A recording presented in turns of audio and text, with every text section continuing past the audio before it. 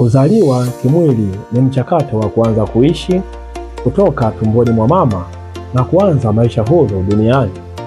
Kumbukumbu ya siku ya kuzaliwa ni siku ya furaha inayoweza kupambwa na kufanya sherehe, kula keki, kupokea zawadi, kutoa zawadi kwa wazazi, kufanya kitu kipya na zaidi kumshukuru Mungu na kutafakari juu ya mwaka uliopita.